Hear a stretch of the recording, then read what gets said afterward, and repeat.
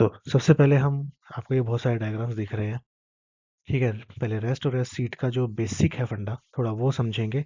उसके बाद हम क्वेश्चंस पे जाएंगे, क्योंकि क्वेश्चंस जो है आपके कुछ ही टॉपिक्स के ऊपर बहुत ज़्यादा रिपीट हुए हैं, बट कंसेप्ट जो है वो काफ़ी बड़ा है। तो हमें थोड़ा सा पहले ये समझना पड़ेगा कि एक्चुअली में जो कंसेप्ट है वो क्या है। तो सबसे पहले रेस्ट को ही समझते हैं। रेस्ट क्या है? किसी भी पार्शियल टेंचर का, ठीक है, बेसिकली आरपीडी का, ठीक है, एक वो कंपोनेंट जो टूथ सरफेस के ऊपर अटैच एक तरीके से रेस्ट करता है, ठीक है, और प्रोवाइड क्या करता है? Vertical support.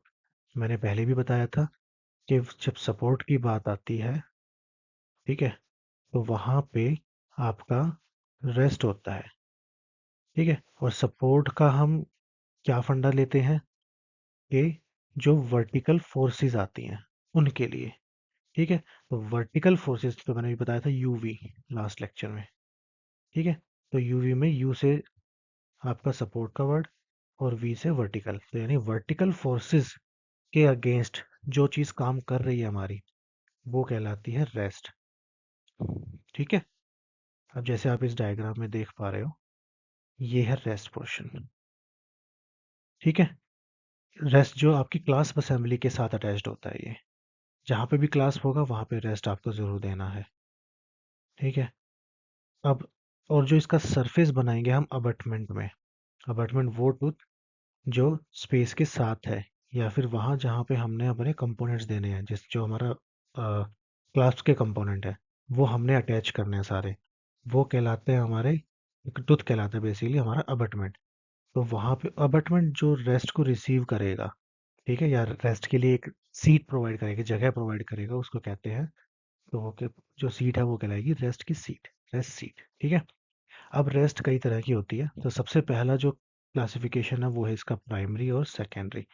प्राइमरी वो होती है जो, जब देखो हमारा एट एंचुलर स्पेस है, यहाँ डायग्राम बना रहा हूँ मैं, ठीक है, हमारा ये यहाँ पे हमारा टूथ है, यहाँ पे, ठीक है। ये जो हमारा ई डेंचुलर स्पेस है, इस ई डेंचुलर स्पेस के साथ ही जो टूथ होता है, जैसे ही अगर हम ये नीचे डायग्राम में देखें तो ये जो टूथ है, ये टूथ पे, इस टूथ पे अगर ये प्रीमोलर या मोलर दोनों में से कोई भी हो, इस टूथ के ऊपर अगर हम रेस्ट बनाते हैं या सीट बनाते हैं और रेस्ट प्रोवाइड करते हैं, तो वो कहलाता है प्राइमरी रेस्ट, ठीक है। सेकेंडरी और ऑक्सिलरी रेस्ट, ये हम किस केस में यूज करते हैं? जहां हमारा हमें इनडायरेक्ट रिटेंशन प्रोवाइड करनी हो, जो हमारा इनडायरेक्ट रिटेनर होता है। इनडायरेक्ट रिटेनर जो है, जब उसकी टाइप पढ़ेंगे ना, तो आपको आएगा कि ऑक्सिलरी रेस्ट जो है था वो एक तरह का इनडायरेक्ट रिटेनर है। और आपकी ये क्वेश्चन भी आ चुका है कि auxiliary rest are the indirect retainer और दे प्रोवाइड इनडायरेक्ट रिटेंशन। अब ये कहाँ लगते हैं? जैसे अभी ये नेक्स्ट डायग्राम में देख पा रहे हो, तो या तो ये आपका देख पा रहे हो यहाँ पे कैनाइन पे लगा हुआ है, ठीक है। अगर मान लो यहाँ पे ये सेकंड प्रीमोलर होता और ये पीछे मोलर से आ रहा, तो हो तो शायद ये फर्स्ट मोलर के हम ये इस पोर्शन में भी लगा सकते थे, ठीक है। तो ये हमारा हो जाता है ऑक्सिलरी रेस्ट। बेसिकली जो प्राइमरी रेस्ट होता है ना, उसके पास जो हमारा क्लास्प लगता है, क्लास्प जो होता है वो आपका एक रोटेटरी फल्क्रम लाइन प्रोवाइड कर देता है। यूजली फल्क्रम लाइन होती है आपकी रेस्ट के ऊपर, तो वो फल्क्रम लाइन के अगेंस्ट जो वहाँ पे रोटेशन शुरू हो जाती है, ठीक है। उस रोटेशन को प्रिवेंट, खासकर किस केस में, जब हम कोई च्युइंगम खाते हैं, टेंचर प्रोवाइडेड है, च्युइंगम खाई तो च्युइंगम क्या होती है, वो चिपक जाएगी अपर और लोअर टीथ में, तो लोअर टीथ को वो लिफ्ट करेगी। तो ये जो लिफ्टिंग है ना, ये प्रिवेंट करता है। अब अगर यही अपर डेंचर की बात की जाए, तो उसमें वो नीचे की तरफ पुल हो, यानी, ठीक है ना। तो ये जो मूवमेंट है, इस मूवमेंट को ब्रेक करने के लिए हमें इनडायरेक्ट रिटेनर्स प्रोवाइड करने पड़ते हैं। इनडायरेक्ट रिटेनर्स का एक टाइप है हमारा ऑक्सिलरी रेस्ट, ठीक है। और जब इसको प्रोवाइड कर देते हैं, तो एक जो यूजुअली आपको पता भी है कि भी जो क्लास वन और क्लास टू है पार्शियल टेंचर हमारे कैनेडी के, ये दोनों जो होते हैं ये क्लास वन लीवर होता है, ठीक है। इस क्लास वन लीवर को क्लास टू लीवर में कन्वर्ट कर देता है हमारा इनडायरेक्ट रिटेनर, ठीक है। और ये इसका जो आपका जो फलक्रम जो होता है, वो उसकी पोजीशन चेंज हो जाती है। मैंने बताया था क्लास वन के लिए क्या है, EFR, एफर्ट फ्री, EFR जो है, थोड़ा बताया, ठीक है, एफर्ट फ्री बताया था। तो फर्स्ट वाले में EFR बनता है, सेकंड वाले के अंदर FRE बन जाता है, तो फलक्रम जो होता है वो आगे की तरफ शिफ्ट हो जाता है और जो लिफ्टिंग है वो प्रिवेंट हो जाती है। अब वो जो हमने आगे दिया है तो वो ऑक्सिलरी रेस्ट होती है। अब वो कैनाइन पे भी दे सकते हैं, हम प्रीमोलर पे भी दे सकते हैं। ठीक है, इंसाइजल की यूजुअली प्रेफर नहीं की जाती, वो उसका रीजन मैं आगे बता दूंगा। ठीक है।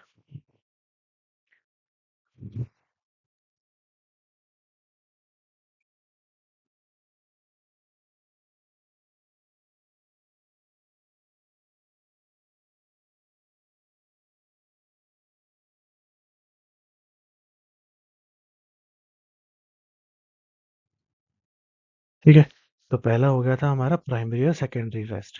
ठीक है, दूसरी क्लासिफिकेशन आती है ओक्लूजल, इंसाइजल एंड लिंगुअल और सिंगुलम रेस्ट।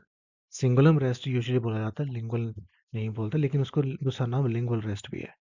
ठीक है, तो this is occlusal rest. Occlusal rest किस किस पे जाएगी? मोलर पे और प्रीमोलर पे।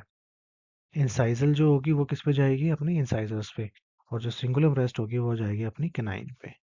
ठीक है, तो ये इसके टाइप्स हैं। अब जो ये आप नेक्स्ट डायग्राम देख पा रहे हो, दिस वन, अब देखते हो इसके अंदर ये वर्टिकल फोर्स आई।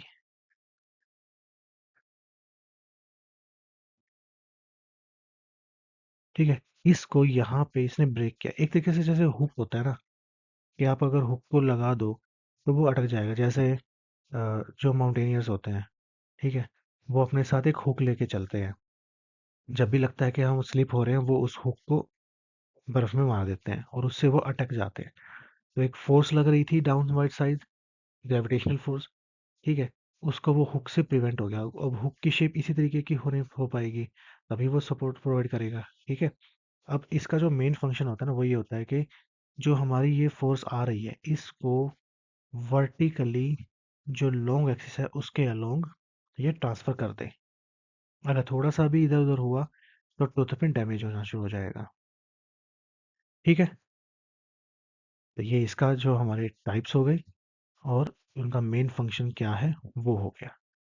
ठीक है, अब हम जो बात थोड़ी जो उसकी प्रॉपर्टीज हैं कि कैसा होना चाहिए या कैसा दिखता है, अब थोड़ा सा उसके बारे में भी हम पढ़ेंगे। ठीक है, तो सबसे पहले जो है हमारा, सबसे पहले हमारा ये डायग्राम है, देखो दिस वन। अब आप इसमें देखोगे तो जो रेस्ट की सी रेस्ट सीट है, ठीक है ना, ये है एक ट्रायंगल शेप की।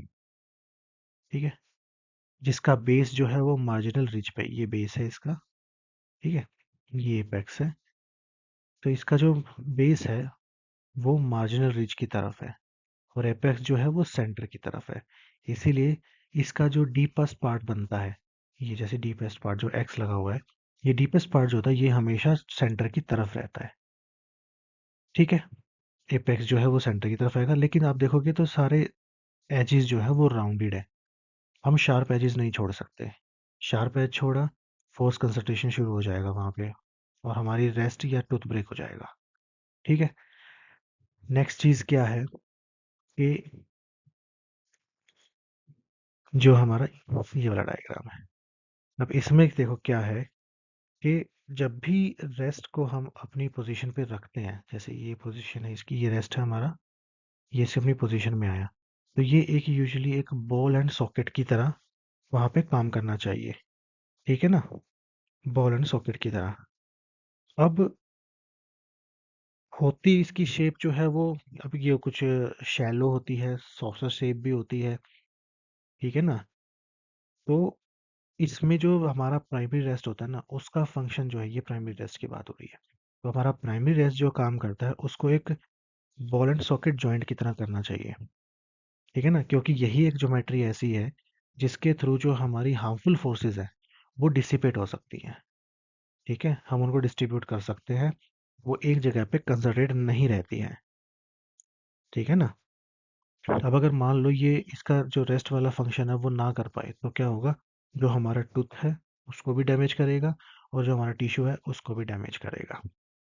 ठीक है ना, अब एक चीज और समझते हैं कि क्योंकि अब जैसे ये पॉइंट आ गया है, अब जो मैंने बताया था कि ऑक्सिलरी रेस्ट को हम इंडायरेक्ट रिटेनर की तरह यूज करते हैं, तो इनडायरेक्ट रिटेनर में वो दो कंडीशन कौन सी हैं जिनके अंदर वो एज अ इनडायरेक्ट रिटेन आएगा, पॉइंट्स कहाँ पे यूज करेगा। ठीक है, मैं इसे साथ में वो भी बता देता हूँ। तो वो कंडीशन होगी जैसे हमारी एक तो क्लास 1, क्लास 2 और थर्ड होगी हमारी क्लास 4 में, ठीक है, लॉन्ग स्पैन। इन कंडीशन के अंदर वो यूज होगा। मैं क्लास 2 तो मैंने बता ही दिया था, क्लास 4 अगर लॉन्ग स्पैन है तो वहां पे भी ऑक्सिलरी रेस्ट की रिक्वायरमेंट बढ़ जाती है। ठीक है, तो ये इसका एक पॉइंट है जो याद रखना है, क्योंकि आपको पेपर में क्वेश्चन आ सकता है कि ऑक्सिलरी रेस्ट इनमें से किस कंडीशन में नहीं देंगे। तो आपको हो सकता है तो वो क्लास 1 लिख दें, क्लास 2 लिख दें, क्लास 4 लॉन्ग स्पैन क्लास 4 लिख दें और साथ ही क्लास 3 लिख दें। तो आपको क्लास 3 में यूज़ नहीं कर सकते। ठीक है ना, क्लास 4 में आप यूज़ कर सकते हो। ठीक है, तो ये इसका एक पॉइंट हो गया आपका। ओके, अब आगे बढ़ते हैं हमारा नेक्स्ट डायग्राम, इसकी डायमेंशंस, ये डायग्राम। ठीक है, अब इसकी डायमेंशन कितनी होनी चाहिए। ठीक है, आपकी जो बुक है मैक्रैगन, वो कहता है कि जितना it should be as long as it is wide. ठीक है, और at least it should be 2.5 mm for both premolars and molars. ठीक है, प्रीमोलस एंड मोलस के लिए 2.5 mm। ठीक है, अगर हम इसका ये चीज़ देखें कि अगर हम इसको एक टूथ पे लगाएं तो टूथ की डायमेंशन के अकॉर्डिंग ये कितना बनेगा। ठीक है, तो इसमें सबसे पहले आएगा जो इसका मीजो डिस्टल डिस्टेंस है। ठीक है ना, ये मान लो ये मीजल है, क्योंकि मीजल पे, मीजल एक और बता दूं, जो स्पेस के साथ में जो हमारा एबटमेंट होता है उसकी मीजियल साइड प्रेफरेबल होती है, ना कि डिस्टल साइड। ठीक है, तो ध्यान रखना कि ये इसीलिए आप डायग्राम में देखोगे तो ये मीजल साइड पे आपको मिलेगा हमेशा, ना कि डिस्टल साइड पे। तो अब जो ये मीजो डिस्टल डायमीटर है जो एक्स है, ये इसकी टोटल विड्थ का कितना होगा, 1/3 टू 1.5। ठीक है, 1/3 से 1.5 इस टोटल डायमेंशन का। ठीक है, यूजुअली आपको ये रटना पड़ता है, लेकिन अभी आपको आप डायग्राम में देखोगे तो आपको टोटल एग्जैक्टली पता चल जाएगा कि कितने डिस्टेंस की बात हो रही है। तो जब आप इसको अप्लाई करोगे अपने प्रैक्टिकल में, तो इस तरीके से आपको डायमेंशन को मेजर करना है। और जो इसका बक्कल लिंगुअल है, ये बक्कल साइड, ये लिंगुअल साइड, इसके जो कस्प टिप्स होते हैं, कस्प टिप्स का जितना गैप है या डायमेंशन बनती है उसका 1/2। इसका ये मार्जिनल रिज वाला पोर्शन होना चाहिए, ये बीच वाला पोर्शन नहीं, क्योंकि ये सबसे ट्रायंगल का एक एंगल पॉइंट है। तो जो इसका बेस है, बेस की साइज बेसिकली ये विड्थ के बारे में बात हो रही है। ठीक है ना, तो 1/2 of the buccal lingual width of tooth from buccal cusp tip to lingual cusp tip. ठीक है, तो ये इसका आ जाता है। अब हम इसके नेक्स्ट पॉइंट पे चलते हैं। नेक्स्ट पॉइंट है ये क्या कहता है कि जो अब ये जो लाइन हमने बनाई, ठीक है, प्रोक्सिमल सरफेस पे, और जो ये फ्लोर है रेस्ट का, इसके बीच में जो ये एंगल बनता है ना, ये एंगल हमेशा 90 डिग्री से कम होना चाहिए। जैसे मैंने बताया था, एक हुक टाइप, आप कभी भी देखो हुक कभी भी 90 डिग्री या उससे ज़्यादा भी नहीं होता, क्योंकि उसके ऊपर जैसे ही लगाओगे वो जो भी चीज़ रखोगे वो गिर जाएगी। तो इसी तरीके से ये हुक होता है। तो ये हुक का डैमेज जो ये एंगल होगा ये 90 डिग्री होगा, 90 डिग्री से कम होगा, ना 90 डिग्री होगा ना ही 90 डिग्री से ज़्यादा होगा। सपोज 90 डिग्री से ज़्यादा है, जैसे हम इस डायग्राम में देख पा रहे हैं। अभी देखो ये एंगल जो है, ये एंगल 90 डिग्री से ज़्यादा है। अब होगा क्या इस केस में कि जो एक ये आप ये देख भी रहे हो कि इसमें एक ये स्लिपिंग बन गया है, स्लोप बन गया है। ठीक है, एक तरह से हुक वाली चीज़ प्रोवाइड नहीं कर रहा, ये एक स्लोप बन गया है। स्लोप के ऊपर जैसे ही फोर्स लगेगी, वैसे जो ये हमारी रेस्ट है ये इस तरफ भागेगी और टूथ जो होगा वो इस तरफ भागने का, क्योंकि फोर्स दोनों पे लग रही है। तो रेस्ट तो डैमेज हो ही रही है, साथ के साथ टूथ में एक अनवांटेड मूवमेंट जनरेट हो गई है जो हमें रिक्वायर्ड नहीं है। ठीक है, इसका एक आप इस तरीके से स्लोप में भी देख पा रहे हो, एक डायग्रामेटिक एक्सप्लेनेशन। जैसे फोर्स लगी, ये पोर्शन इस तरफ भागेगा, ये पोर्शन इस तरफ भागेगा। ठीक है, तो ये स्लिप कर जाएगा, हट जाएगा, और टूथ की एक अनवांटेड मूवमेंट होगी, और इसको हम ऑर्थोडोंटिक मूवमेंट भी बोल देते हैं। ठीक है, ये बेसिकली आपके ऑर्थोडोंटिक अप्लायंस नहीं करवा रहे हैं, लेकिन ये एक ऑर्थोडोंटिक मूवमेंट कहला जाती है। तो अबटमेंट जो होगा वो माइग्रेशन शो करेगा। ऑब्वियसली बात है, माइग्रेशन शो करेगा तो जितने भी आगे पीछे जो टूथ है या अ, इसका खुद का पीडीएल है, बोन है, उन सब में डिस्ट्रक्शन होगा। ठीक है, अब इसका आते हैं हम नेक्स्ट पॉइंट पे, कि इसका जो अब ये रहा, जो इसका ये डीप पोर्शन होता है ना, मैंने बताया भी था कि डीपेस्ट पार्ट जो होता है वो सेंटर की तरफ होना चाहिए, तो आप देख पा रहे हो कि सेंटर की तरफ है ये। अब इसमें एक चीज़ का ध्यान है कि जो नीचे कर्व बनता है ना सीट का, ये जो कर्व है ये बहुत स्मूथ होना चाहिए हमारा। ठीक है, एंगल्ड नहीं हो। ठीक है, एक स्मूथ कर्व होना चाहिए, कहीं पे स्ट्रेस कंसंट्रेशन ना हो पाए। ठीक है ना, और मीजल फोसा और डिस्टल फोसा के ये सेंटर में बनता है ये पोर्शन। ठीक है, और यहाँ से जो रेस्ट है वो, जब ये एक राइज हो रहा है, ये एक राइज हो रहा है इस तरीके से, तो ये बहुत जेंटल होना चाहिए। एकदम से नहीं कि बस ये यहाँ पे सरफेस था और यहाँ से ये सरफेस था और यहाँ से एकदम से स्ट्रेट उठ गई है। तो वही बात कि एक जेंटल कर्व होना चाहिए, एक स्मूथ कर्व होना चाहिए, अदरवाइज स्ट्रेस कंसंट्रेशन होगी और वहां पे वो टूथ को या उसको डैमेज करेगा। ठीक है, इसी चीज को ध्यान में रखते हुए अब आप देखोगे कि अब यहाँ पे देखो इस डायग्राम में कि हमें जो है, अब क्योंकि हमें एक ये मार्जिनल रिज के ऊपर कर्व देना है, इसका पोर्शन आना है। अब आप जब भी इवन रेस्टोरेशन भी करते हो, आप हमेशा पेशेंट को बाइट करने को बोलते हो, और उससे पता चलता है कि उसके जो अपर टीथ हैं और लोअर टीथ हैं ये आपस में कांटेक्ट कर पा रहे हैं। आप कभी भी एक हाई पॉइंट नहीं छोड़ सकते रेस्टोरेशंस में। ठीक है, आप उस हाई पॉइंट को रिड्यूस करते हो ताकि वो जो टीथ की जो ऑक्लूजन है वो प्रॉपर हो पाए। तो अब एक अलग से एक कंपोनेंट को ऊपर से तो नहीं छोड़ सकते मार्जिनल रिज के, क्योंकि वो हमेशा ऑक्लूजन में आता रहेगा, टीथ कभी मैच नहीं होंगे, तो टीथ का फोर्स लगेगा तो वो टूटेगा। ठीक है, और अगर और ज़्यादा एक्सेसिव फोर्स लग गया तो टूथ भी ब्रेक हो जाएगा या डैमेज हो जाएगा और ज़्यादा। तो इसलिए हम मार्जिनल रिज को जो है वो रिड्यूस करते हैं। जिस मार्जिनल रिज पे हमने देना है यूजुअली मीजियल होती है, तो मीजियल मार्जिनल रिज को जब हम रिड्यूस करेंगे तो एक हमें प्रॉपर, जैसे हम हमारी अमलगम की रेस्टोरेशन में मार्जिनल रिज को रिड्यूस करते हैं ना, कि इतनी थिकनेस तो वहाँ पे होनी ही चाहिए, अदरवाइज वो टूट जाएगी, तो सेम कंसेप्ट यहाँ है। अगर हमने यहाँ पे एक प्रॉपर थिकनेस इसकी नहीं दी तो ये हमारा जो रेस्ट है ये टूट जाएगा, फोर्स लगेगी और ये टूटेगा। डेप्थ कम दी तो इसकी वैसे ही थिकनेस कम होगी, तो इसकी जो स्ट्रेंथ है वो ऑटोमेटिकली डाउन हो गई। अगर हमने जो हमारा कास्ट में बना है, जो पार्शियल डेंचर बना है, उसके अंदर हमने रेस्ट की जो थिकनेस है वो प्रॉपर दे दी लेकिन रिडक्शन प्रॉपर नहीं करी, तो एक हाई पॉइंट जनरेट रहेगा, उसके ऊपर फोर्स लगेगा और फिर डैमेज और फिर ब्रेकेज होगा या फिर टूथ डैमेज हो जाएगा। तो एक प्रॉपर हमें रिडक्शन करनी होती है, और वो रिडक्शन हो जाती है हमारी 1 to 1.5 mm की। ठीक है, और उसकी उतनी ही थिकनेस का हमें फिर उसके ऊपर रेस्ट की, हम थिकनेस जो रेस्ट है हमारा उसकी थिकनेस प्रोवाइड कर सकते हैं। इस थिकनेस के बाद ये इतना स्ट्रांग रहेगा कि ये टूटे ना और ये ना ही हाई पॉइंट्स में आएगा। ठीक है, अब जो रेस्ट है इसकी जो इसका जो सबसे थिनेस्ट पॉइंट बनता है ना, क्योंकि मार्जिन रीच चारों तरफ से तो बराबर डाउन होने से रही। ठीक है, तो जो एक इसके जो सबसे कम थिकनेस होगी ना जिस पोर्शन के अंदर जहाँ पे फोर्सेस उतनी ज़्यादा नहीं लगती, वो मिनिमम जो कम से कम जो हो सकती है वो होती है 0.5 mm। ठीक है, और जो इसका मार्जिनल रिज के ऊपर से पोर्शन जाता है वहां पे आपकी आती है 1 to 1.5 mm की थिकनेस।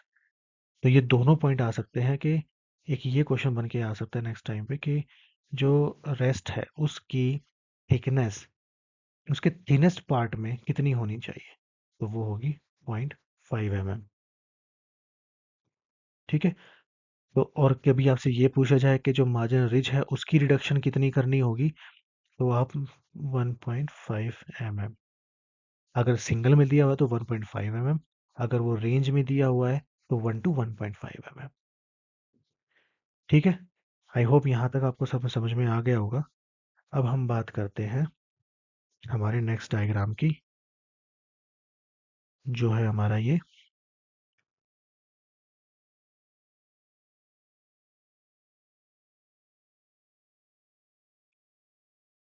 थोड़ा सा अब हम बात करेंगे कि हमारा जो लिंगुअल है, जो हम लिंगुअल रेस्ट या इंसाइजल रेस्ट है, अब थोड़ा सा हम उसके बारे में बात करेंगे। तो सबसे पहले हम बात करें जो नीचे डायग्राम्स दिए हुए हैं, 1 and 2। This is the third, ये इसकी डायमेंशन बता रहा है बेसिकली। तो सबसे पहले हम बात करेंगे, ये है हमारी लिंगुअल रेस्ट। देख पा रहे होगे कैनाइन पे बनी हुई है, ठीक है। तो ये हमारी लिंगुअल रेस्ट है, और यहाँ हमारी ये है इंसाइजल। ऊपर अभी तक हम ओक्लूजन पढ़ रहे थे, अब यहाँ पे लिंगुअल और इंसाइजल को थोड़ा सा देखेंगे। तो जैसे हम देख पा रहे हैं इस डायग्राम में, ये डायग्राम हमारा लिंगुअल साइड से है, ठीक है ना। इसके अंदर जो, अब ये अपर वाला है, ठीक है ना, अपर कैनाइन है। तो इसके अंदर ये वी शेप आपको सीधी दिखेगी, लेकिन अगर टूथ को प्रॉपरली अपनी पोजीशन में रखा जाए तो बेसिकली ये इन्वर्टेड वी शेप है, ठीक है। ब्रॉड है, इन्वर्टेड वी शेप है, ठीक है। और जो सिंगुलम होता है ना, ये सिंगुलम हमारा, सिंगुलम के ऊपर से ये बिल्कुल एक स्मूथ जेंटल कर्व में बनती है। सिंगुलम में एक मीजे, ठीक है ना, मीजल साइड से शुरू, एक मीजल साइड से शुरू करते हैं और उसको हम दूसरे मार्जिनल रिज तक लेके जाते हैं। वैसे बनाने का तरीका रिवर्स में है, ठीक है। एक मार्जिनल रिज से शुरू करते हैं, एक जेंटल कर्व आता है सिंगुलम के ऊपर से होते हुए, और फिर दूसरी साइड के मार्जिनल रिज तक जाता है, ठीक है। अब क्योंकि ये देखो ये सेंटर में है, सेल्फ सेंटरिंग है ये बेसिकली, ठीक है ना। तो ये जो फोर्स को, जब इस पे फोर्स लगती है तो फोर्स को एक अपाइकल डायरेक्शन में ही ये बिल्कुल जो लॉन्ग एक्सिस है टूथ का, उसके डायरेक्शन में ये डिस्ट्रीब्यूट करती है, ठीक है। फिर आता है हमारा ये सेकंड डायग्राम, ये इंसाइजल व्यू है, कि अगर हम इंसाइजल साइड से देखें तो हमें ये कैसा दिखेगा। तो अगर हम इसमें देखें तो जो रेस्ट प्रिपरेशन है, ठीक है ना, वो ब्रोडेस्ट है, ये देखो ब्रोड है ये, ठीक है ना। और जैसे जैसे सेंटर में ब्रोड है, और जैसे जैसे ये अपने रीजेस की तरफ जाती है या प्रोक्सिमल सरफेस की तरफ जाती है, ये थिन होनी शुरू हो जाती है, और एक पॉइंट पे आके मिल जाते हैं दोनों लाइंस, ठीक है, बक्कल और लिंगुअल, ठीक है। फिर आता है हमारा ये थर्ड पॉइंट, जो है एक प्रोक्सिमल व्यू। प्रोक्सिमल यानी या तो मीडियल साइड से, डिस्टल साइड से, ठीक है। इसमें क्या है कि आप देखोगे कि एक जो टेपरिंग है रेस्ट सीट की, वो आपको दिखेगी, ठीक है। अब इसमें एक चीज़ और नोट करने वाली है, कि बॉर्डर्स देखो आप, कोई भी शार्प बॉर्डर्स नहीं है, देखोगे जो बॉर्डर्स बने भी हैं ये शार्प नहीं है। हमेशा ध्यान रखना है कि जो कोई भी मैक्सिमम, हमारी डेंटिस्ट्री में क्या है कि आप जो कुछ भी बना रहे हो वो कभी भी बहुत ज़्यादा शार्प नहीं हो सकता। शार्प होगा, स्ट्रेस कंसंट्रेशन शुरू हो जाएगी और ब्रेक हो जाएगा, ठीक है। तो चाहे टूथ के लाइन एंगल्स हो, चाहे हमारे उसके ऊपर लगने वाली किसी चीज़ के लाइन एंगल्स या पॉइंट एंगल्स हो, सब कुछ राउंड होता है, किसी किसी केस को छोड़ करके, ठीक है, वो एक्सेप्शंस हैं। तो आप देखो कि ये जो एंगल्स हैं ये राउंड है, ठीक है ना। मीजो डिस्टल जो लेंथ है, ठीक है, ये जो लेंथ है ये बेसिकली हमारी 2.52 to 3 mm, sorry, mesiodistal, ये नहीं, ये जो मीजो डिस्टल है ये होती है आपकी 2.52 to 3 mm, ठीक है। लेबियोलिंगुअल विड्थ जो है ये आपकी होती है 2 mm की, ठीक है। और जो इंसाइजल जो ये डेप्थ है, ठीक है, ये होती है आपकी 1.5 5 mm की। ठीक है। अब ये इसकी डायमेंशंस होगी। ये आपको याद रखनी है क्योंकि आपसे पूछी जा सकती है। ठीक है, क्योंकि डायमेंशन की ओक्लूजन वाले पे तो पूछी जा चुकी हैं। इनमें से अभी तक किसी ना किसी में क्वेश्चन आया है एक बार, बट आगे भी आपको पूछा जा सकता है। अब एक चीज़ का ध्यान रखना है, क्योंकि देखो अभी थोड़ा सा रिस्की है क्योंकि हमें इसकी एक डायमेंशन भी प्रोवाइड करनी है। ठीक है। अब होता क्या है कि अपर कैनाइन में तो पॉसिबल है, क्योंकि अपर कैनाइन में जो इंसाइजर, जो ये हमारा इस पे इनेमल होता है, उसकी थिकनेस काफ़ी होती है। लेकिन लोअर में जाएंगे तो वो थिकनेस कम हो जाती है। इसीलिए इसको सिर्फ अपर के लिए रखा जाता है। तो आपको कहीं भी दिखोगे तो आपको स्टेटमेंट में हमेशा मैक्सिलरी लिखा मिलेगा कि मैक्सिलरी कैनाइंस में हमारी लिंगुअल बनाते हैं, सिंगुलम रेस्ट बनाते हैं, लिंगुअल रेस्ट बनाते हैं। ठीक है, वो आपको मैंडिबल में कभी कहीं लिखा नहीं मिलेगा क्योंकि इनेमल की थिकनेस कम है। तो इसलिए बनाना रिस्की होता है और हमें एक प्रॉपर डेप्थ के बिना हम बना नहीं पाएंगे। ठीक है ना। हमें एक प्रॉपर विड्थ भी चाहिए, डेप्थ भी चाहिए। वो मिलेगी नहीं हमें, तो हमारा जो है रेस्ट प्रॉपर नहीं बन पाएगी। इसीलिए it should not be attempted on lower teeth. ठीक है, लोअर एंटीरियर, बेसिक एंटीरियर पे बने तो एंटीरियर टीथ। ठीक है।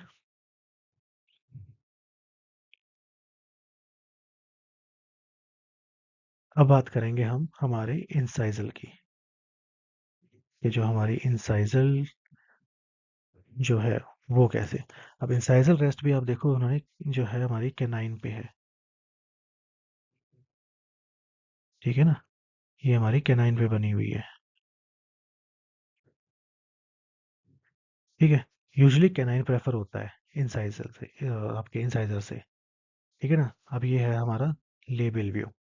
लेबल व्यू में देखो एक इंक्लिनेशन है। ठीक है ना, floor of the rest seat का एक इंक्लिनेशन है। ठीक है। इसकी वजह से क्या है कि जो फोर्सेस होंगी वो direct to the long axis of the tooth जाएंगी। ठीक है ना। और एक देखोगे कि जो थोड़ा सा जो फ्लोर है, यहाँ पे आप देख पाओगे कि जो इंसाइजल वाला पार्ट है, सॉरी लेबल वाला पार्ट है, वो थोड़ा सा, और ये लेबल साइड एक्सटेंडेड है। यहाँ पे देखोगे तो ये एक विड्थ सी नज़र आ रही है। ठीक है, तो ये लेबल में थोड़ा सा ज़्यादा एक्सटेंडेड है। लेबल में थोड़ा सा ज़्यादा एक्सटेंशन हमें रखना पड़ता है। ठीक है ना। इंसाइजल से जो हमारा लेबल साइड पे आता है जब एक्सटेंशन होती है उसकी। ठीक है। सेकंड हम देखेंगे तो ये है हमारा प्रॉक्सिमल व्यू। ठीक है। प्रॉक्सिमल व्यू में देखोगे तो ये जो हमारी ये है प्रॉक्सिमल एज है, ये सारे राउंडेड है। ठीक है, कोई भी शार्प नहीं है, स्ट्रेट नहीं है, सब राउंडेड है। फिर हमारा आता है ये लिंगुअल व्यू। लिंगुअल व्यू में देखोगे तो सारे बॉर्डर्स जो हैं, एक तो राउंड है, देख पा रहे होगे, ये भी राउंड है, ये वाला पोर्शन भी राउंड है। ठीक है, एक तो ये राउंड रखने हैं। ठीक है ना।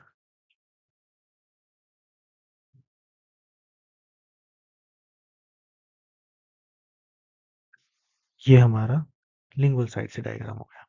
अब इसकी जो डायमेंशन का है वो है कि जो इसकी लिंगुअल लिंगुअल विड्थ है वो आ गई आपकी 1.5 mm। जो इसकी मेसो डिजिटल विड्थ है वो आ गई आपकी 2.5 mm। ठीक है, ये इसके लिए आ गया। अब आपका एक और डायग्राम है इसमें, जो ये थर्ड है, ये डायग्राम है। अब इसमें क्या कहानी समझा रखी है कि जो हमारा फर्स्ट डायग्राम है इसमें देखोगे तो इंसाइजल एज, इंसाइजल जो बना रखी है वो कैनाइन के मीजर साइड बना रखी है, और आप देखोगे कि इसमें कॉन्टेक्ट को नहीं टच किया गया। कॉन्टेक्ट पॉइंट कभी भी इन्वॉल्व नहीं किया जाता रेस्ट पे, चाहे वो फिर हम कैनाइन वाली बनाएं चाहे हम इंसाइजल बनाएं। कॉन्टैक्ट पॉइंट कभी भी डैमेज नहीं करना होता, इवन ओक्लूजन वाली में भी कॉन्टैक्ट पॉइंट डैमेज नहीं करना होता। ठीक है। जैसे देखोगे कि इसमें एक ये मेजर इंसाइजल रेस्ट बना रखी है यहाँ पे।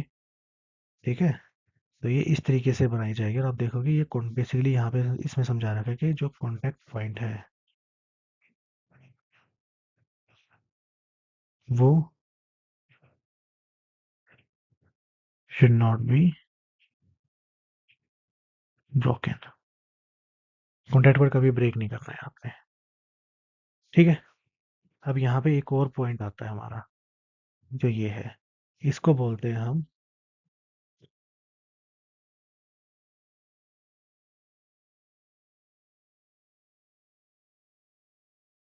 इसमें अब ये केस है क्या, पहले तो ये समझो। जो ये डायग्राम है,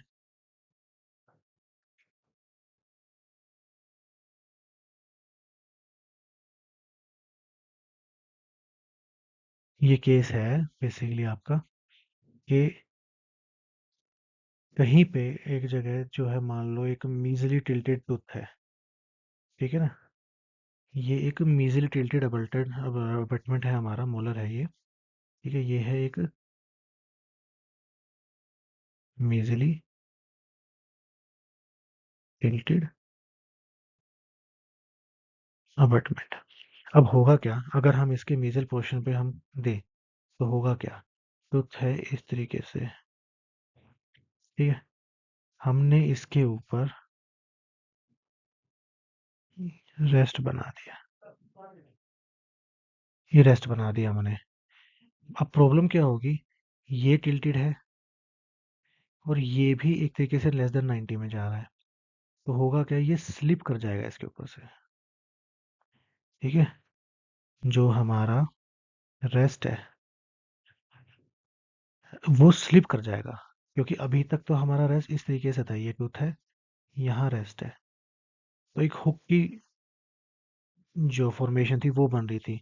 हमने इसको कर दिया टिल्ट, अब ये हुक नहीं रह गया, एक स्लिपरी सरफेस बन गया एक तरीके से, या इस तरीके का सरफेस बन गया। अब अगर इस पे फोर्स लगेगी ना, तो ये वाला कंसेप्ट यहाँ पे फॉलो होना शुरू हो जाएगा, स्लिपेज का। इसकी वजह से जैसे ही फोर्स लगी, ठीक है, टूथ वाला पोर्शन का इस तरफ जाने का और रेस्ट वाले का इस तरफ जाने का, टूथ डैमेज, ठीक है। तो इस कंडीशन से बचने के लिए अपोजिट मार्जिनल रिज के ऊपर हम एक दूसरी ओक्लूजल रेस्ट बनाते हैं, ठीक है ना।